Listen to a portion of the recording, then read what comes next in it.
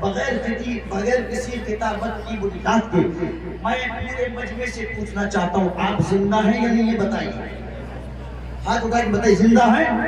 اللہ آپ کو سلامت رکھے۔ یہ ہاتھ اٹھنا اس بات کی دلیل ہے کہ آپ زندہ ہیں، جلسے میں آنا اس بات کی دلیل ہے کہ آپ زندہ ہیں، لبوں کا ہلانا اس بات کی دلیل ہے کہ آپ زندہ ہیں، میرا کھڑا ہونا اس بات کی دلیل ہے کہ میں زندہ ہوں، علماء تشریف رکھتے اس بات کی دلیل ہے کہ زندہ ہے۔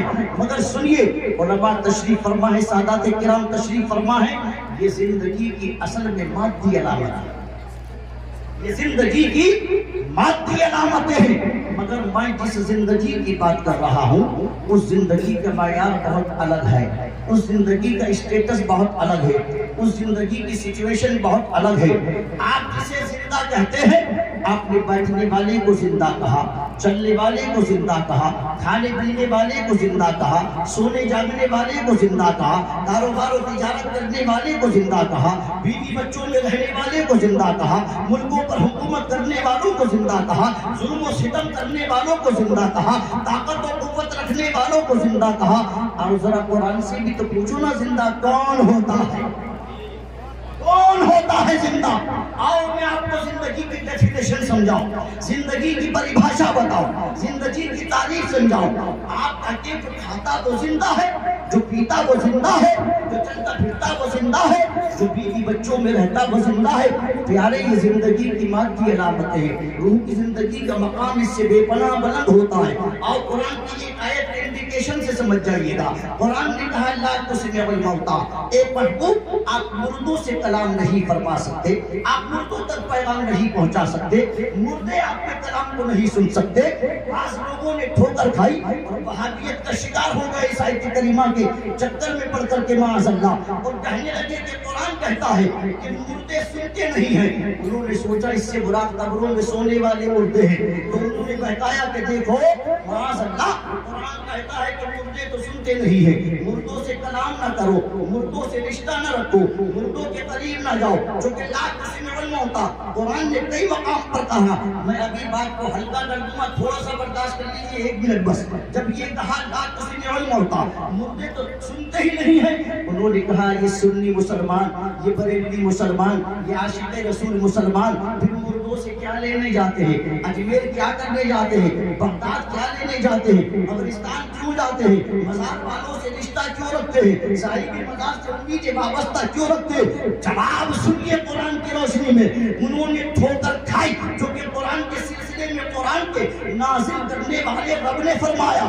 یضل بہ کثیرا ویہدی بہ کثیرا، اسی قرآن کو پڑھ کے لوگ گمراہ ہو جائیں گے، اسی قرآن کو پڑھ کے منزل مقصود تک پہنچائیں گے۔ ایک جملہ دے رہا ہوں، اللہ کرے آپ حفاظت کر لیں، علماء سمرتن فرما دے، سنیں ایک جملے میں، جو قرآن عقل کے گھوڑے دوڑا کر کے سمجھنے کی کوشش کرتا ہے وہ بسم اللہ کو بھی شروع سے شروع کرتا ہے، اور جو قرآن کو عشق رسول میں ڈوب کر کے سمجھتا ہے وہ بسم اللہ کو بھی اللہ کے نام سے شروع کرتا ہے۔ نعرہ تکبیر، نعرہ تکبیر، نعرہ رسالت، نعرہ رسالت، سبحان اللہ۔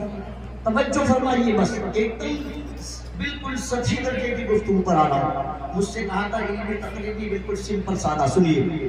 پتا چلا یضل بہ کثیرا ویہدی بہ کثیرا، اسی قرآن کو پڑھ کے لوگ گمراہ ہو جائیں گے، اسی کو پڑھ کے منزل مقصود تک پہنچ جائیں گے۔ اب غور سے سنیے، یہ جو کہا لا تسمع الموتى، مردے سنتے نہیں ہیں، مردوں سے کلام مت کیجیے، مردے پیغام کو آپ کے عمل سن کر کے نہیں کر سکتے۔ سنیں، قرآن نے اسی آیت میں آگے چل کے کہا اذا ولوا مدبرین، جن لوگوں نے ٹھوکر کھائی اور یہ سمجھا کہ اس سے مراد قبروں میں سونے والے مردے ہیں، وہ اپنے عقیدے کو درست کر لے، یہاں سے لے کر ندوہ تک اور دیوبند سے لے کر ریاض تک، اس لیے کہ قرآن کی کوئی تفسیر اٹھا کر کے پڑھ لیجیے۔ اللہ آپ نے فرمایا اذا ولوا مدبرین، محبوب یہ آپ کے کلام کو نہیں سن سکتے مگر کب؟ اس وقت کہ جب یہ مردے پیٹ پھیر کر کے جا رہے ہوں۔ تو آپ نے کبھی کسی قبرستان کے مردے کو قبر سے اٹھ کر کے پیٹ پھیر کے جاتا ہوا نہیں دیکھا ہوگا، تو پھر اس مردے سے مراد کون سے مردے ہیں؟ پتہ چلا یہاں قبروں میں سونے والے مردوں کا تذکرہ نہیں ہے، یہاں تو پیٹ پھیر کر کے جانے والے مردوں کا تذکرہ ہے۔ مطلب یہ وہ لوگ ہیں جو مکے کی وادیوں میں انوائرمنٹ میں رہتے تھے مگر حضور کے کلام کو سن کر کے پیٹ پھیر کے گزر جایا کرتے تھے۔ سرکار دعوت دیتے تھے، اگنور کر دیا کرتے تھے۔ مصطفیٰ بلاتے تھے، بے توجہی کا شکار ہوتے تھے۔ سرکار آواز دیتے تھے، یہ انسنا کر دیا کرتے تھے۔ پر جملہ سنو جس کی تائید قرآن کی ایک اور آیت سے ہوتی ہے۔ اللہ آپ نے فرمایا وَمَنْ أَعْرَضَ عَنْ ذِكْرِي فَإِنَّ لَهُ مَعِيشَةً ضَنْكًا، جنہوں نے اعراض کیا اللہ کی آیتوں سے، یعنی اگنور کیا اللہ کی آیتوں کو، جنہوں نے جھٹلا دیا قرآن کی آیتوں کو، جنہوں نے پسے پردہ ڈال دیا، پسے پشت ڈال دیا شریعت مصطفیٰ کو، جنہوں نے نافرمانی کری قرآن کی آیت کی۔ جملہ سنو، اللہ کا قرآن کہتا ہے فَإِنَّ لَهُ مَعِيشَةً ضَنْكًا، ان کی پہلی گرفت یہ ہوگی کہ ہم ان کی روزی کو تنگ کر دیں گے۔